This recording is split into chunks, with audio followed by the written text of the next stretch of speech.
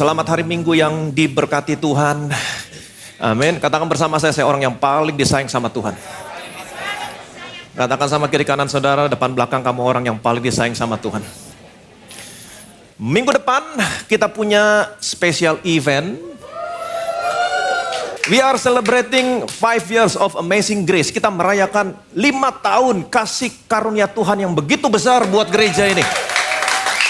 Jadi pastikan minggu depan saudara hadir saya minta tepat pada waktunya, jangan terlambat. Kenapa? Karena saudara akan mendengar ada begitu banyak kesaksian dari jemaat Bethesda Church. Karena saya sempat ngomong kemarin, aduh mana nih jemaat Bethesda, kok gak ada kesaksiannya, kok dari gereja luar, ternyata ada begitu banyak. Cuman mereka males nulis. Kalau males nulis kita tembak aja langsung, suruh membacakan kesaksian. Jadi minggu depan saudara akan menyaksikan begitu besar kasih karunia Tuhan selama 5 tahun untuk jemaat di tempat ini. Begitu besar, lintas generasi, dari semua generasi, dari Charis Kids, dari Grace Army, adult sampai elderly, sampai orang tua, mereka akan ada di tempat ini. Berdiri di depan saudara, mereka menceritakan bagaimana kasih karunia Tuhan terjadi dalam hidup mereka. Tapi mereka bacakan sebelum ibadah dimulai. Jadi sebelum ibadah dimulai, biasa saudara ada countdown. Besok nggak ada countdown. Sebelum ibadah dimulai, saudara jangan berdiri, karena mereka akan membacakan satu persatu kisah kasih karunia Tuhan yang besar dalam hidup mereka. Pastikan minggu depan jangan terlambat. Dan ada surprise buat saudara. Every one of us, kita appreciate. Apa surprise-nya? Namanya surprise. Nggak dikasih tahu. Jadi minggu depan, saudara hadir. Jangan terlambat. Bilang sama kiri kanan saudara, jangan terlambat. Amin. Saudara siap diberkati Tuhan? Alkitab mengatakan, hukum Taurat diberikan oleh Musa, kasih karunia dan kebenaran datang oleh Yesus Kristus. Hukum Taurat diberikan Allah melalui perantaran Musa, tetapi Yesus datang membawa kasih karunia dan kebenaran. Tetapi banyak orang yang berpikir waktu Yesus datang ke dalam dunia ini, dalam Matius pasal 5, Yesus datang untuk membawa dan mengembalikan, meneguhkan kembali hukum Taurat di dunia ini. Karena kalau saudara baca Matius pasal 5, di situ Yesus berkata, jangan kamu berpikir aku datang untuk meniadakan hukum Taurat dan kitab para nabi. Aku datang bukan untuk meniadakan, tapi aku datang untuk menggenapi. Sesungguhnya sebelum langit dan bumi lenyap, tidak satu iota pun, tidak satu titik pun ditiadakan dari hukum Taurat. Aku berkata kepadamu, kemudian Tuhan berkata begini, aku berkata kepadamu, barang siapa meniadakan salah satu hukum Taurat dan mengajarkannya kepada orang lain, dia akan menduduki tempat yang paling rendah dalam kerajaan surga. Tetapi barang siapa yang mengajarkan seluruh hukum Taurat, dia akan menduduki tempat yang paling tinggi. Saudara harus lihat segala sesuatunya dalam konteks. Apa yang Yesus katakan di sini? Tidak satu iota pun, titik pun ditiadakan. Barang siapa menghilangkan salah satu hukumnya dan mengajarkan, dia akan menduduki tempat yang paling rendah. Konteksnya adalah sebelum hukum Taurat digenapi. Karena dia datang bukan meniadakan, tapi menggenapi. Sebelum digenapi, tidak satu iota pun, titik pun ditiadakan. Barang siapa menghilangkan, mengajarkan, dia akan mendudukan tempat yang paling rendah. Sebelum digenapi. Bagaimana setelah digenapi? Karena dia datang untuk menggenapi. Bagaimana setelah digenapi? Setelah Yesus menggenapi hukum Taurat, saudara dan saya tidak lagi hidup di bawah hukum Taurat. Amin. Paulus berkata, kamu sudah mati bagi hukum Taurat oleh tubuh Kristus. Jadi waktu Yesus berkhotbah di bukit Matius pasal 5, apa yang Yesus lakukan di sana adalah sesungguhnya sebelum Yesus menggenapi hukum Taurat, dia mengembalikan hukum Taurat kepada standar yang sesungguhnya. Karena standarnya begitu tinggi. Selama ini, hukum Taurat standarnya sudah diturunkan jauh sebatas manusia nyaman melakukannya. Padahal hukum Taurat standarnya begitu tinggi. Tuhan Yesus berkata, kamu mendengar firman, jangan membunuh. Siapa yang membunuh, dia harus dihukum. Tetapi aku berkata kepadamu, nah ini standarnya. Ini standarnya Tuhan Yesus tentang hukum Taurat. Tapi aku berkata kepadamu, barang siapa marah kepada saudaranya, dia harus dihukum. Jadi standarnya, manusia berpikir membunuh itu nancepin pisau, nembak orang, orang mati. Tapi Tuhan bilang begini, kamu marah sama saudaramu, kamu benci saudaramu, kamu sudah membunuh. Wow, kalau begitu semua orang sudah membunuh. Semua orang bersalah. Kamu mendengar firman, jangan berzina. Tapi aku berkata kepadamu, barang siapa melihat, menginginkan, sudah berzina. Standarnya begitu tinggi. Kalau halnya demikian, kalau kita mau jujur, semua orang sudah bersalah. Jadi Tuhan kembalikan hukum Taurat kepada standar yang sesungguhnya. Begitu tinggi standarnya. Karena selama ini manusia sudah menurunkan standarnya jauh sampai batas di mana manusia nyaman melakukannya. Standarnya begitu tinggi sehingga Alkitab berkata tidak ada seorang pun yang dibenarkan karena melakukan hukum Taurat.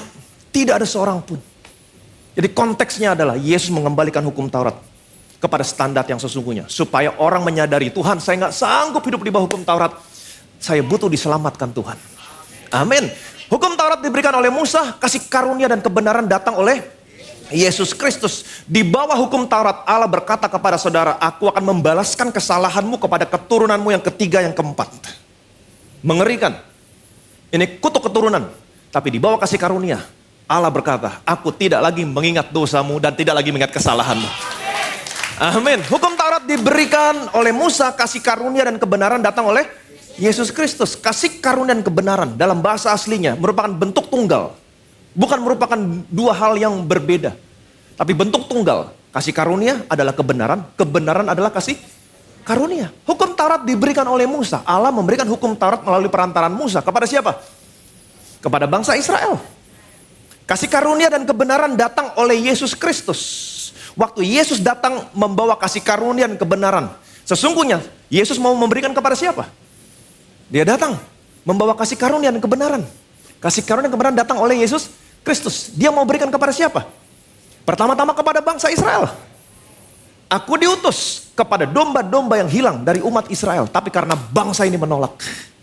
Itu sebabnya keselamatan, kasih karunia beralih kepada bangsa-bangsa lain. Kepada siapa? Kepada setiap orang yang percaya sama Yesus. Kepada gerejanya. Jadi seharusnya gereja tidak lagi hidup di bawah hukum Taurat.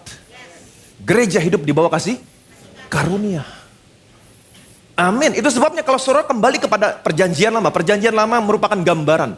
Di situ saudara bisa mendapatkan gambaran dalam Kejadian pasal 24. Kejadian pasal 24 merupakan pasal yang terpanjang dalam kitab Kejadian.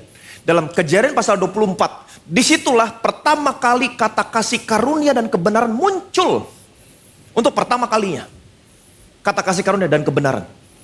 Kejadian pasal 24 menceritakan tentang Abraham yang mengutus hambanya untuk mencari mempelai atau istri untuk anaknya yang bernama Ishak. Di sini ada gambaran yang indah tentang siapa? Tentang gereja. Disinilah kata kasih karunia dan kebenaran pertama kali muncul. Dengan kata lain, gereja seharusnya tidak hidup di bawah hukum Taurat, tapi gereja hidup di bawah kasih karunia. 2 pasal sebelum Kejadian pasal 24, Kejadian pasal 22, saudara akan menemukan iman Abraham diuji di sana. Oke, kita lihat, perhatikan baik-baik. Firman-Nya, ambillah anakmu yang tunggal itu, yang engkau kasihi, yakni Ishak. Pergilah ke tanah Moria dan persembahkanlah dia di sana sebagai korban bakaran pada salah satu gunung yang akan kukatakan kepadamu. Firman-Nya, ambillah anakmu yang tunggal itu. Katakan bersama saya, yang tunggal. Yang engkau kasihi, yang kau kasih. Amin. Yang tunggal, yang kau kasih. Yakni Ishak. Pergilah ke tanah Moria dan persembahkanlah dia di sana sebagai korban bakaran. Pertanyaan saya, question. Apakah Allah betul-betul menginginkan korban persembahan berupa manusia? Ingat baik-baik, setiap korban yang dipersembahkan kepada Allah, korbannya harus tidak bercacat, tidak bercelah. Betul? Sedangkan manusia, sejak Adam jatuh dalam dosa, semua manusia yang dilahirkan adalah manusia berdosa. Itu sebabnya pertanyaannya, apakah betul-betul Allah menginginkan korban persembahan berupa manusia? Jadi kalau saudara perhatikan baik-baik, Ini perintah Allah kepada Abraham, perintah yang aneh. Ambillah anakmu yang tunggal yang kau kasihi. Betul?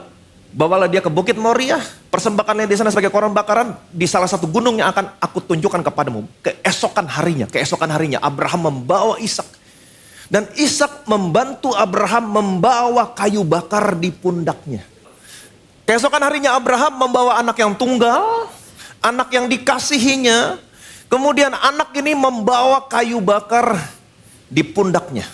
Ini gambaran yang sangat indah sekali. Tentang siapa? Tentang anaknya yang paling dia kasihi, yang tunggal. Naik ke atas bukit Golgota, memikul kayu salib di pundaknya. Amin. Ini merupakan gambaran yang sangat indah sekali. Jadi sesungguhnya di sini Allah bukan sedang berbicara tentang anaknya Abraham. Allah bukan berbicara tentang Ishak. Allah sedang berbicara tentang anaknya. Sesungguhnya Allah ingin memberitahukan sama saudara, betapa aku mengasihimu. Sekalipun kamu berdosa, sekalipun kamu memberontak, aku tidak memberikan malaikat Mikael kepadamu. Aku tidak memberikan malaikat Gabriel kepadamu. Aku memberikan anakku yang tunggal, satu-satunya yang paling aku kasih. Amin. Setelah Ishak sampai di puncak gunung bersama Abraham, di gunung yang ditunjukkan Tuhan, di Bukit Moria, gunung yang sama dengan gunung yang ketika Yesus disalibkan. Golgota merupakan bagian dari Bukit Moria. Jadi tempat yang sama, peristiwa yang sama, luar biasa. Sesampainya di atas, Ishak bertanya kepada Abraham, "Bapa, di sini sudah ada api, sudah ada kayu. Di mana anak domba untuk korban bakarannya?" Dan Abraham berkata, ini saya waktu melihat, saya bisa merasakan perasaan sebagai seorang bapak. Nah, Allah yang akan menyediakan anak korban persembahan baginya anakku. Begitu besar imannya. Saudara tahu ceritanya. Waktu Abraham ingin menikamkan pisau, malaikat Tuhan menampakkan diri kepada Abraham. Abraham, stop. Sekarang aku tahu engkau takut akan Tuhan. Aku tahu sekarang engkau begitu mengasihi aku karena engkau tidak segan-segan memberikan anakmu yang tunggal yang paling kau kasih. Nah sekarang karena kita tahu Allah tidak segan-segan memberikan anaknya yang tunggal yang paling Allah kasih kepada saudara, kepada saya. Saudara dan saya bisa berkata hal yang sama. Bapa, sekarang aku tahu betapa engkau mengasihi aku karena engkau tidak segan-segan memberikan anakmu yang tunggal yang paling kau kasih. Yang percaya boleh bilang amin. Amin. Jadi di dalam Kejadian pasal 22, dalam Kejadian pasal 22, Ishak merupakan gambaran tentang siapa? Tentang Yesus. Anak yang tunggal yang paling dikasihi. Amin. Kalau saudara baca akhir dari Kejadian pasal 22, setelah Abraham dan Ishak turun dari gunung, sejak saat itu nama Ishak tidak pernah disebutkan lagi. Hilang. Kenapa? Karena dalam hal ini Allah betul-betul menganggap anaknya sudah dikorbankan. Sudah mati. Setelah itu nama Ishak tidak pernah disebutkan lagi. Setelah itu nama siapa yang muncul berikutnya? Ribka, mempelainya Ishak. Amin. Siapakah mempelainya Yesus? Siapa mempelainya Yesus? Gereja, saudara dan saya. Dengan kata lain, ini merupakan gambaran. Setelah Yesus mati, gereja lahir. Amin, gereja lahir. Itu sebabnya dalam Kejadian pasal 24, gereja lahir. Kejadian pasal 22, Ishak mati. Kejadian pasal 24, gereja lahir. Dan di Kejadian pasal 24 inilah kata kasih karunia dan kebenaran pertama kali muncul. Jadi gereja seharusnya hidup di bawah kasih karunia. Bukan di bawah hukum Taurat. Kejadian pasal 24 berbicara konteksnya tentang Abraham yang menyuruh hambanya untuk mencari mempelai atau istri. Buat siapa? Buat anaknya. Buat Ishak. Dan nama hambanya tidak pernah disebutkan. Hambanya merupakan gambaran tentang siapa? Tentang Roh Kudus. Amin. Tentang Roh Kudus. Dan waktu hambanya menemukan Ribka, Alkitab berkata, Ribka begitu indah. Ini merupakan gambaran mempelai Yesus, gereja begitu indah di mata Allah. Bilang sama kiri kanan saudara, kamu begitu indah di mata Allah. Amin. Cerita selanjutnya, ketika hambanya sudah menemukan Ribka, hambanya kembali ke rumah, membawa Ribka kembali ke rumahnya. Dan Alkitab kemudian menceritakan, menjelang senja, Ishak dia keluar dari kemahnya, dia berjalan-jalan di padang. Dan saya percaya ini dia lakukan setiap hari. Untuk apa? Menantikan mempelainya kapan datang. Pada sore itu menjelang senja, Ishak keluar dari kemahnya, dia berjalan-jalan di padang. Dan dia melihat hambanya bersama Ribka datang. Betapa bersukacitanya.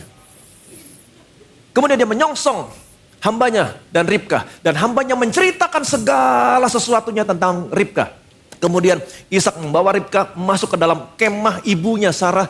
Dan mengambil dia sebagai istrinya. Betapa senangnya Ishak. Saudara berpikir hanya saudara dan saya yang menantikan Tuhan. Kapan Tuhan datang, kapan Tuhan datang. Tapi tahukah saudara, sesungguhnya Tuhan Yesus juga menantikan. Kapan saya jemput, kapan saya jemput. Dia menantikan saatnya. Kapan saya jemput mempelai saya, kapan saya menjemput gereja, kapan saya menjemput mempelai saya. Amin. Kenapa? Karena tidak ada seorang pun yang tahu waktunya. Anak tidak tahu. Hanya Bapa yang tahu. Ketika tiba saatnya Bapa berkata, jemput mempelaimu. Yesus menyongsong saudara di awan-awan. Amin. Seperti Ishak membawa Ribka masuk ke dalam kemah ibunya dan mengangkat dia sebagai istrinya. Demikianlah waktu Yesus menyongsong saudara di awan-awan. Dia membawa saudara dan saya masuk ke dalam kemah yang bukan buatan manusia. Saudara dan saya diam dalam rumah Tuhan sampai selama-lamanya. Yang percaya boleh bilang amin. Saudara berpikir hanya saudara yang menantikan Tuhan. Ternyata Tuhan juga menantikan. Kapan saya jemput mempelai saya? Kapan saya jemput mempelai saya? Saudara berpikir hanya saudara yang berbahagia. Yesus berbahagia. Dia menantikan saatnya. Kapan saya menjemput ini? Kapan saya jemput? Jadi peristiwa gereja lahir saudara bisa melihat dari cerita Abraham dan Ishak. Sejak Abraham dan Ishak turun dari gunung, nama Ishak tidak pernah disebutkan lagi. Dalam hal ini Allah menganggap anaknya sudah dikorbankan. Amin. Dengan kata lain, setelah Yesus mati, gereja lahir. Setelah Yesus mati, gereja lahir. Demikian juga dengan Adam. Waktu Adam tertidur. Tertidur merupakan gambaran tentang kematian. Waktu Adam tertidur, Allah mengambil tulang rusuknya Adam. Kemudian Allah menciptakan Hawa. Perempuan lahir. Sesuatu terjadi sama Yesus di atas kayu salib. Untuk membuktikan Yesus sudah mati. Seorang tentara Romawi mengambil tombak menikam bagian kanannya Yesus. Kemudian Alkitab berkata mengalir air dan darah. Air dan darah menguduskan setiap orang yang percaya. Gerejanya satu kali untuk selamanya. Gereja lahir. Amin. Jadi gereja adalah satu misteri. Yang disembunyikan selama berabad-abad turunan ke turunan. Tetapi sekarang beragam hikmat Allah dinyatakan di dalam gereja. Dan gereja adalah tempat di mana kehidupan saudara secara praktis, simple, tapi powerful, dinyatakan di dalam gereja. Di dalam gereja, berkatmu, kesembuhanmu, perlindunganmu dinyatakan dalam gereja. Amin. Nah, pertanyaan saya, apa yang terjadi sama gereja? Setelah Yesus mati, gereja lahir, kemudian Yesus bangkit dari kematian, kemudian Allah mendudukan Yesus di sebelah kanannya. Apa yang terjadi sama gereja? Setelah Yesus bangkit, Yesus naik ke surga. Apa yang terjadi sama gereja? Saudara harus tahu. Kita lihat firman Tuhan. Dan betapa hebat kuasanya bagi kita yang percaya sesuai dengan kekuatan kuasanya. Yang dikerjakannya di dalam Kristus dengan membangkitkan dia dari antara orang mati dan mendudukan dia di sebelah kanannya di sorga. Dan betapa hebat kuasanya. Bagi siapa? Bagi kita yang percaya. Bagi gereja. Betapa hebat kuasanya buat gereja. Kuasa yang mana? Kuasa yang membangkitkan dia dari kematian, mengalahkan maut. Betul? Dan kuasa yang mendudukkan dia di sebelah kanannya di sorga. Pertanyaan saya, tempat apakah sebelah kanan Allah di surga? Tempat apa? Tempat yang penuh kemuliaan. Tempat yang begitu powerful, berkuasa. Kalau seorang raja mengatakan sama saudara, duduklah di sebelah kananku, artinya saudara sedang dimuliakan dari semua orang yang ada dalam kerajaannya. Bapaknya berkata kepada Yesus, duduklah di sebelah kananku sampai ku buat musuh-musuhmu menjadi tumpuan kakimu. Bapaknya menyuruh Yesus duduk di sebelah kanan, bukan karena dia anak Allah. Dia memang anak Allah, tapi bukan karena itu alasannya. Allah menyuruh Yesus duduk di sebelah kanan karena Yesus sudah menyelesaikan pekerjaannya. Mati buat dosamu, dibangkitkan, mengalahkan maut, musuh yang terbesar. Setelah itu Allah mendudukan Yesus di sebelah kanan. Kenapa? Karena dia sudah menyelesaikan pekerjaannya. Pertanyaan saya, tempat apakah sebelah kanan? Tempat seperti apa sebelah kanan? Ayat berikutnya. Jauh lebih tinggi dari segala pemerintah dan penguasa dan kekuasaan dan kerajaan dan tiap-tiap nama yang dapat disebut. Bukan hanya di dunia ini saja, melainkan juga di dunia yang akan datang. Jauh lebih tinggi. Katakan bersama saya, jauh lebih tinggi. Jauh lebih tinggi dari pemerintah, penguasa, kekuasaan, dan kerajaan, dan tiap-tiap nama yang dapat disebut. Bukan hanya di dunia ini saja, melainkan juga di dunia yang akan datang. Jauh lebih tinggi. Kalau hanya dikatakan lebih tinggi, buat saya sebenarnya udah cukup. Lebih tinggi, tapi ini jauh lebih tinggi. Jauh lebih tinggi. Setinggi langit dari bumi. Jauh lebih tinggi. Dari mana? Dari pemerintah, penguasa, kekuasaan. Jadi tempat di sebelah kanan adalah tempat yang jauh lebih tinggi. Dari pemerintah, penguasa, kekuasaan, kerajaan, dari tiap-tiap nama yang dapat disebut. Nama Yesus jauh lebih tinggi dari setiap nama yang dapat kamu sebut. Kamu boleh sebut nama apapun. Nama Yesus jauh lebih tinggi. Saudara boleh sebut nama penyakit apapun. Nama Yesus jauh lebih tinggi. Yang percaya boleh bilang amin. Amin. Ayat berikutnya. Dan segala sesuatu telah diletakkannya di bawah kaki Kristus, dan dia telah diberikannya kepada jemaat sebagai kepala dari segala yang ada. Jadi Yesus naik ke surga, Bapaknya berkata, duduklah di sebelah kananku. Tempat apa sebelah kanan? Tempat yang jauh lebih tinggi. Dari pemerintah, penguasa, kekuasaan, kerajaan, dari setiap nama yang dapat disebut. Setelah itu, apa yang Bapaknya lakukan? Segala sesuatu telah diletakkannya di bawah kaki Kristus. Sudah tempatnya jauh lebih tinggi. Kemudian segala sesuatu. Apa segala sesuatu? Musuh-musuhnya. Duduklah di sebelah kananku sampai ku buat musuh-musuhmu menjadi tumpuan kakimu. Semua musuhnya ditaruh di bawah tumpuan kaki Yesus. Termasuk musuh yang paling besar. Maut. Maut sudah dikalahkan. Amin. Musuh yang paling besar sekalipun sudah ada di bawah kaki Yesus. Setelah itu apa yang Bapa lakukan? Setelah Bapa membangkitkan Yesus, mengalahkan musuh yang terbesar, kemudian mendudukkan Yesus di sebelah kanan, kemudian setelah itu semua musuh-musuh satu persatu ditaruh di bawah kaki Yesus menjadi tumpuan kakinya sampai musuh yang terbesar. Setelah itu di posisi ini, yang tempat yang jauh lebih tinggi, di mana semua musuh di bawah kaki Yesus. Setelah itu apa yang Bapa lakukan? Dan dia telah diberikannya kepada jemaat sebagai kepala dari segala yang ada. Setelah didudukan di tempat yang jauh lebih tinggi. Dari pemerintah, penguasa, kerajaan. Tiap nama yang dapat disebut. Setelah dia taruh semua musuh di bawah kakinya. Di posisi ini. Allah memberikan Yesus kepada saudara, kepada saya. Sebagai kepala. Kalau dia kepala artinya jemaat adalah tubuhnya. Ayat yang lain berkata. Allah telah mendudukan kamu bersama-sama dengan Yesus di sebelah kanannya. Artinya posisimu, posisi saya sekarang sedang duduk bersama-sama dengan Yesus di tempat yang jauh lebih tinggi. Dari pemerintah, penguasa, kerajaan, tiap nama yang dapat disebut, dan semua musuh-musuhmu juga sudah ada di bawah kakimu. Amin. Katakan bersama, semua musuh sudah ada di bawah kaki saya. Pertanyaan saya, untuk apa Allah melakukan semuanya ini? Untuk apa dia lakukan semuanya ini? Dia berikan anaknya mati, gereja lahir, dia bangkitkan anaknya dari kematian, musuh terbesar dikalahkan. Setelah itu dia dudukkan anaknya di sebelah kanan, di tempat yang jauh lebih tinggi. Dia taruh semua musuh di bawah kakinya. Di posisi seperti ini, dia berikan anaknya kepada gereja sebagai kepala. Artinya apa? Gereja adalah tubuhnya. Artinya saudara dan saya hari ini bersama-sama dengan Yesus duduk di sebelah kanan Allah. Untuk apa dia lakukan semuanya ini? Apa tujuannya? Kalau saudara lihat terjemahannya dalam Alkitab versi New Living Translation, terjemahannya begini. God has put all things under the authority of Christ and has made him head over all things for the benefit of the church. Dia lakukan semuanya ini. Untuk apa? Untuk kepentingan kamu. Untuk kepentingan gereja.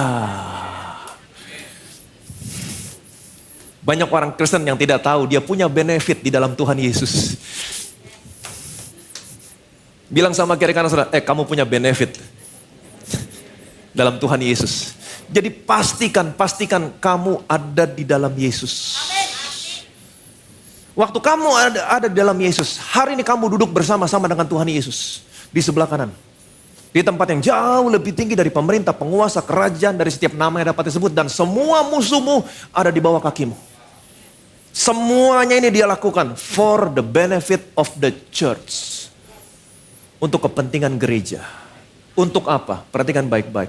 Saudara dan saya hari ini hidup di dalam dunia yang sudah jatuh. Ada banyak virus, kuman, penyakit. Ada begitu banyak kejahatan muncul dalam berbagai macam bentuk. Saudara hidup dalam dunia yang sudah jatuh. Tapi saya mau kasih tahu sama saudara. Ada satu nama. Waktu kamu sebut nama ini. Dunia respon. Nggak ada yang bilang amin. Kamu hidup dalam dunia yang sudah jatuh. Tapi ada satu nama. Waktu kamu sebut nama ini. Dunia akan respon. Nama siapa? Nama Yesus. Dan otoritas memakai nama Yesus hanya diberikan kepada gereja. For the benefit of the church. Otoritas memakai nama Yesus hanya diberikan kepada mempelainya. Hanya diberikan kepada jemaat. Hanya diberikan kepada gereja. Itu sebabnya saya mau kasih tahu sama. Pakai nama Yesus. Betapa hebat kuasanya. Karena nama Yesus jauh lebih tinggi dari pemerintah, penguasa, kekuasaan, kerajaan. Dari setiap nama yang dapat disebut. Amin. Bilang sama kiri kan pakai nama Yesus. Amin. Saya punya satu kesaksian. Ini kesaksian yang udah lama banget. Saya sering pakai nama Yesus. Tapi kesaksian ini apa yang saya alami. Betul-betul membuktikan betapa berkuasanya nama Yesus. Karena saat itu saya betul-betul dalam keadaan yang kondisi yang betul-betul lemah. Enggak ada sesuatu yang dapat diandalkan. Tapi Alkitab berkata, justru dalam kelemahanmu lah kuasaku bekerja sempurna. Sekitar tahun 2000, udah lama, 22 tahun yang lalu, sekitar tahun 2000, saudara kalau masih ingat, ada yang namanya geng kapak merah. Pernah ada yang tahu? Geng kapak merah.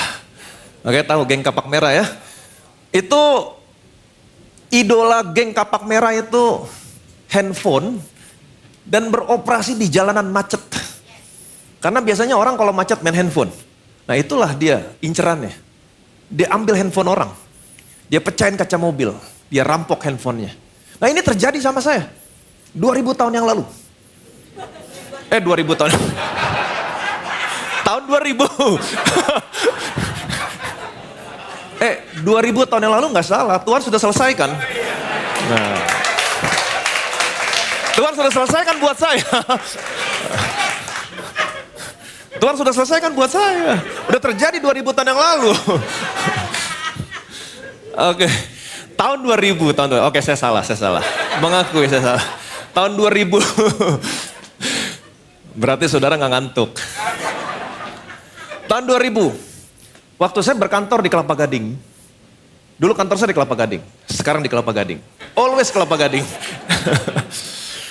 Tahun 2000 saya berkantor di Kelapa Gading.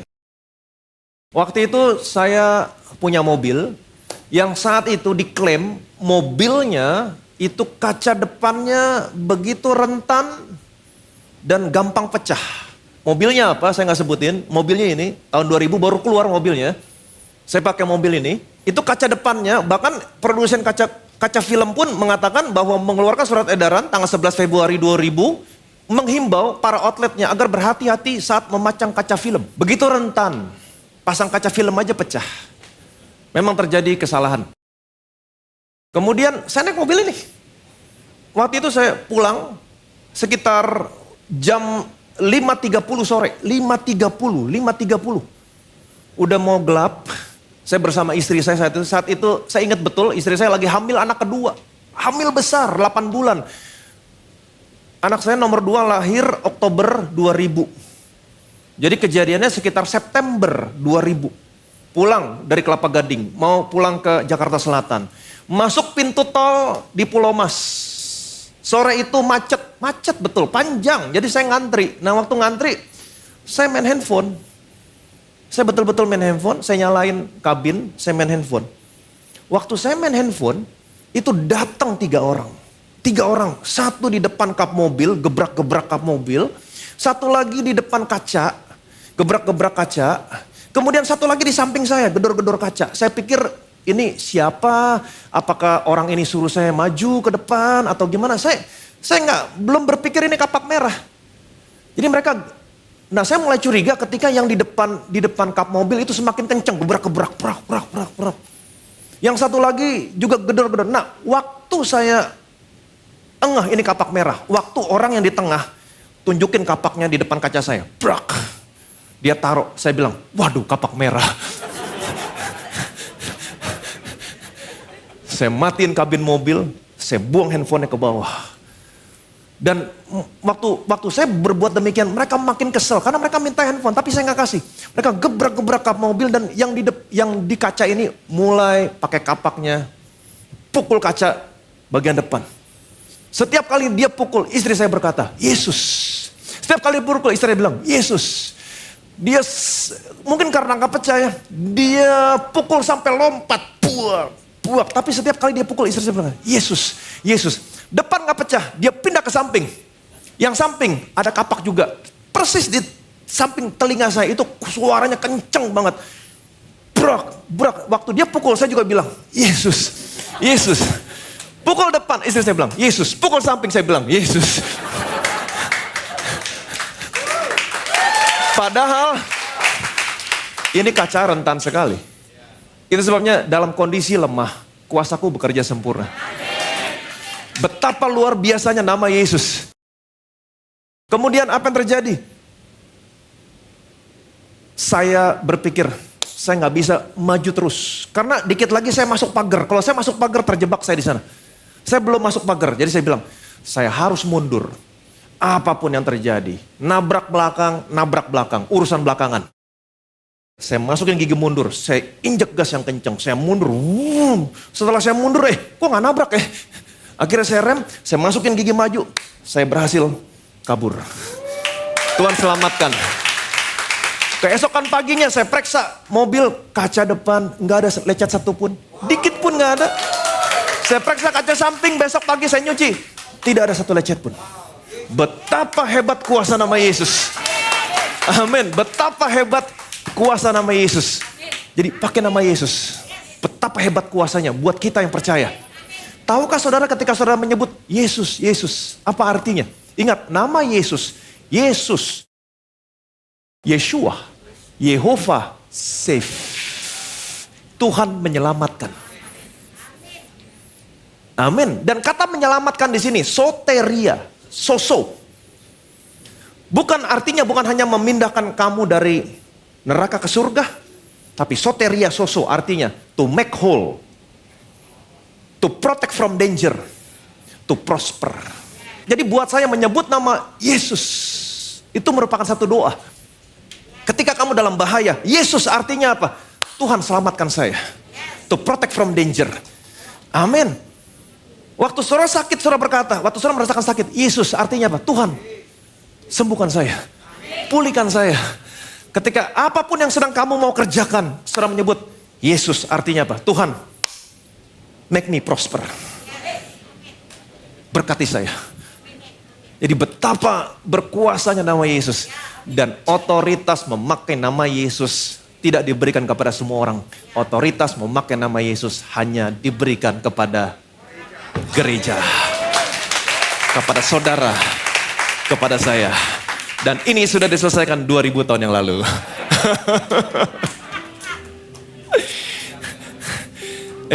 Pakai nama Yesus. Amin. Kalau kamu mengerti, sejak dari awal saya jelaskan, Dia mati untuk semua dosamu. Dia dibangkitkan, mengalahkan maut, musuh yang terbesar. Dan Allah mendudukkan dia di sebelah kanan. Di tempat yang jauh lebih tinggi dari pemerintah, penguasa, kerajaan, dari setiap nama yang dapat disebut. Kemudian Allah menaruh semua musuh-musuh, semua musuh. Boleh sebut apapun, kapak merah. Dia taruh di bawah kakinya. Dalam posisi ini, apa yang Allah lakukan? Dia berikan kepada gereja. Dia kepala, kamu tubuhnya. Artinya apa? Kamu sekarang sedang duduk bersama-sama dengan Tuhan Yesus di sebelah kanan. Di tempat yang jauh lebih tinggi dari setiap nama yang dapat disebut. Dan semua musuh ada di telapak kakimu.